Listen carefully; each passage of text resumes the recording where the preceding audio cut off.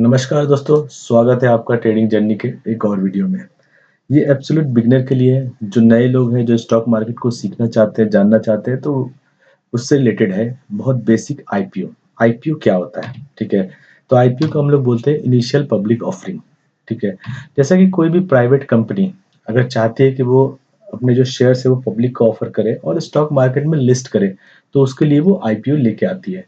लेकिन कोई भी प्राइवेट कंपनी ऐसा करना क्यों चाहेगी? ठीक है, वाई? एक होता है रेजिंग कैपिटल, मतलब कैपिटल उसको चाहिए, क्योंकि कोई भी कंपनी रन करने के लिए पैसा तो चाहिए। ठीक है, तो एक बड़े अमाउंट में कैपिटल के लिए वो चाहती है कि भाई हम आईपीओ लेके आए, ताकि जो पैसा आए स्टॉक मार्केट से, जो भी आईपीओ के थ्रू आए, उसको हम लोग अपना अपने बिजनेस को एक्सपैंड करने में, न्यू प्रोजेक्ट्स लगाने में, कुछ नई कंपनी को एक्विजिशन करने में, या फिर हम लोग ये डेट रिडक्शन में भी कर सकते हैं। देखिए क्या होता है, जब कोई भी कंपनी स्टार्ट होती है तो बहुत सारे प्राइवेट इन्वेस्टर होते हैं जो उस कंपनी में पैसा लगाते हैं। ठीक है, बहुत बार वो कंपनी जो है बैंक से लोन भी लेती है। ठीक है, तो जो भी पैसा आईपीओ के थ्रू जमा होता है, ठीक है, उसको हो सकता है वो डेट को क्लियर करने में, जो लोन उसने लिया है बैंक से, उसको वापस देने के लिए भी कर सकते हैं। एक रीजन ये भी हो गया। या फिर जो अर्ली इन्वेस्टर है, जैसे कि जिन्होंने प्राइवेट इन्वेस्टर है, जैसे वेंचर कैपिटल हो गया, प्राइवेट इक्विटी हो गया, ये सब लोग भी तो स्टार्टिंग में पैसे लगा रहे हैं। ठीक है, तो उनको उन्होंने शुरू में पैसा लगाया, अब कंपनी ग्रो कर गई, तो वो भी चाहते हैं कि अपना एक बेच के अच्छा खासा प्रॉफिट कमा ले। ठीक है, तो इसलिए वो भी अपने स्टॉक्स थ्रू आईपीओ सेल करते हैं। ठीक है, और अच्छा खासा प्रॉफिट बना सकते हैं। ठीक है, एक और होता है ब्रांड विजिबिलिटी और क्रेडिबिलिटी। जैसे कि अगर स्टॉक मार्केट में लिस्टेड है वो कंपनी, ठीक है, तो एक पब्लिक का ट्रस्ट रहता है उस पर। ठीक है, तो वो बिजनेस ग्रोथ के लिए, पार्टनरशिप के लिए बहुत अच्छा रहता है। ठीक है, तो ये मेनली 4 रीजंस होते हैं जिसके कारण कंपनी जो है वो आईपीओ लेके आती है। तो हम जानेंगे कि ऐसे कौन-कौन से आईपीओ आए, जो और उनका क्या पर्पस था। अब मैं जो भी कंपनी के बारे में बता रहा हूँ, किसी में भी मेरी कोई खरीदने बेचने किसी भी तरह की राय नहीं, ये जस्ट एक एग्जांपल है। जैसे कि हमने ज़ोमैटो का देखा, 2021 में ज़ोमैटो का आईपीओ आया।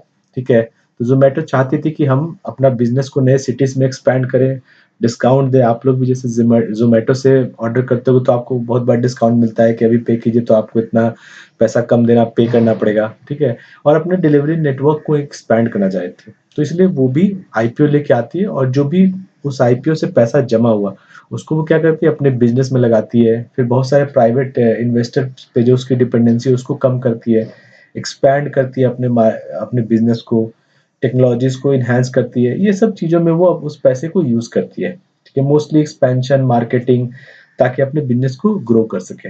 और जब ये आईपीओ आया था तो बहुत अच्छा खासा सक्सेसफुल रहा था और काफ़ी ओवर सब्सक्राइब हुआ था। मतलब जो भी इन्वेस्टर है उनका इंटरेस्ट इसमें था। ठीक है, ज़ोमैटो को लेके। उसके बाद एक और आईपीओ आया बहुत अच्छा, नायका। ठीक है, Nykaa generally beauty products, fashion e commerce platform है। ठीक है, आपने बहुत जगह मॉल में भी इसका देखा होगा, आजकल वो आउटलेट लगाते रहते हैं उधर मॉल में भी। ठीक है, तो इसने भी अपना आईपीओ लेके आए थे। इसमें भी इन्होंने काफ़ी कैपिटल आईपीओ के थ्रू रेस किया था, और जिसमें जो अर्ली इन्वेस्टर थे उनको, ताकि अर्ली एग्जिट मिल सके, वो उन्होंने जो स्टार्टिंग में पैसा लगाया था उसको वो बाद में बेच के निकाल सके लिस्टिंग के बाद। ठीक है, और जो भी आईपीओ से पैसा है उसको मार्केटिंग में किया, फिजिकल स्टोर, जैसा कि मैंने बोला, अगर आप बहुत सारे मॉल्स जाओगे तो मॉल्स में आपको दिखेगा नायका का ब्यूटी प्रोडक्ट्स का एक स्टॉल दिखेगा। ठीक है, तो ये भी अच्छा खासा प्रीमियम पे लिस्ट हुआ था, नायका भी। और एक आईपीओ आया था पेटीएम का। ठीक है, तो पेटीएम ने क्यों आईपीओ रेस किया था? क्योंकि वो चाहती थी कि डिजिटल पेमेंट में, बैंकिंग में, इंश्योरेंस में, लेंडिंग में वो अपने आप को एक्सपैंड करना चाहती थी। ठीक है, और ये सबसे बड़ा आईपीओ आया था 18,300 करोड़ का। ठीक है, जिसके थ्रू वो पैसा रेस कर रही थी, और वो चाहती थी कि अपना जो इकोसिस्टम है, कम ये यूजर को एक्वायर करना, नई नई एक्सपैंड करना, ये सब के लिए वो लेके आई थी। ये भी ओवर सब्सक्राइब हुआ था, लेकिन लिस्टिंग के बाद बहुत गिर गया था, क्योंकि प्राइस बहुत ज्यादा ओवर वैल्यूड हो गया था। मतलब समझो कि कोई चीज अगर 1,000 रुपए की है और आप कोई 5,000 में बेचे, तो आप थोड़ी लोगे। ठीक है, उसको बोलते हैं जनरली सिंपल टर्म टर्म में ओवर वैल्यू हो जाना। तो उसके बाद ये काफी गिरा था स्टॉक। हालांकि जो भी मैंने इसमें आपसे बात की है, चाहे वो पेटीएम हो, जोमेटो हो या नायका हो, सब एक एजुकेशनल पर्पज से है। किसी में मेरी खरीदने बेचने की कोई राय नहीं है। ये जस्ट मैं आपको एग्जाम्पल के थ्रू समझाना चाहता हूँ कि आईपीओ क्यों लाती है कंपनियां। ठीक है, अब आईपीओ में अप्लाई कैसे करते हैं? तो देखिए, आईपीओ में अप्लाई करने के लिए आप जा सकते हैं एनएससी, बीएससी या ब्रोकर का ऐप होता है, जो भी ब्रोकर आप यूज़ करते हैं, चाहे वो ज़ीरोधा हो, चाहे वो एंजल वन हो, चाहे आईसीआईसी डायरेक्ट हो, एचडीएफसी को, कोई भी, उसके में भी वो फैसिलिटी रहती है कि आप आईपीओ में अप्लाई कर सकते हैं। जनरली आईपीओ में जो भी आईपीओ लेके आता है उसमें कुछ चीज़ें होती हैं, जैसे इश्यू पीरियड हो गया, प्राइस बैंड हो गया, लॉट साइज़ हो गया, मेनी और बहुत सारे इन्फॉर्मेशंस होते हैं।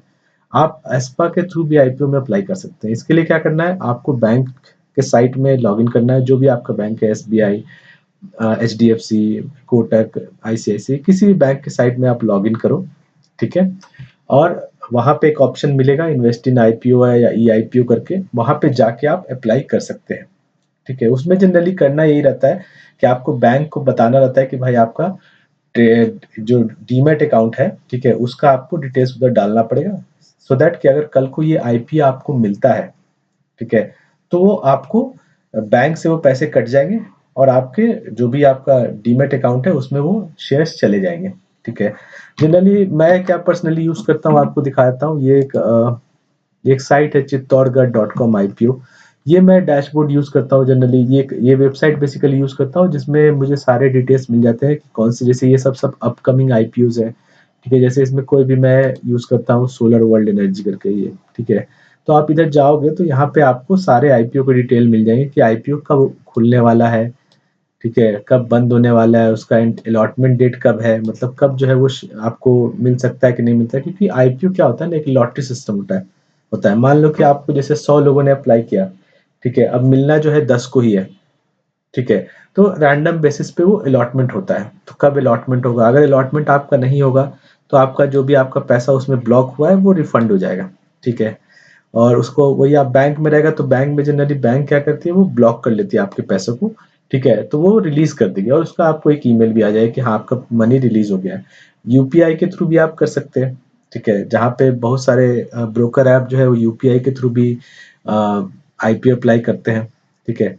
फिर ये दिखाता है कि क्रेडिट हुआ कि नहीं शेयर डीमैट अकाउंट में, ठीक है? फिर लिस्टिंग कब होगी, तो टेंटेटिव लिस्टिंग डेट है, मतलब शेयर मार्केट में जनरली 10 बजे के आसपास वो लिस्ट होता है, ठीक है? तो वहाँ पे आपको लिस्टिंग डेट दिखाते हैं, फिर ये कट ऑफ डेट है। तो ये सारे डिटेल्स आप देखोगे कि आपको मिल जाएँगे। यहाँ पे है कि आपका इम्पोर्टेंट साइज़ ये रहता है कि एक देखिए लॉट साइज़ होता है उसमें, जो मैंने बात किया था प्रेज़ेंटेशन में, तो लॉट साइज़ कितना है, 42 शेयर्स है, मतलब इससे कम आप नहीं अप्लाई कर सकते, इतना तो आपको करना ही है। इश्यू बैंड प्राइस है आपका, मतलब ये 333 से लेके 351 रुपीज़ के बीच में अवेलेबल है। तो जनरली हम लोग 351 जो हायर रहता है, जिसको हम लोग कट ऑफ प्राइस भी बोलते हैं, उसमें ही अप्लाई करते हैं, ताकि मिलने के चांसेस ज़्यादा हो, क्योंकि अगर बहुत सारे लोग इसको अप्लाई करेंगे तो मिलने के चांसेस कम हो जाते हैं। जैसे आप देखोगे कि मैं आपको जैसे एक दिखा देता हूँ, अभी रिसेंटली जो आईपीओ चल रहे हैं, ठीक है? एग्जाम्पल के लिए कोई रिकमेंडेशन नहीं है, आपको अप्लाई करना है नहीं करना है वो आपकी चॉइस है। जैसे ये एक आईपीओ है वीएमएस टीएमटी लिमिटेड, ठीक है? अब इसमें क्या हुआ है आप इसको समझ लीजिए। तो देखिए, ये अभी आपको इसका अगर आप सब्सक्रिप्शन देखोगे कि अभी तक कितने लोगों ने सब्सक्राइब किया है, ठीक है?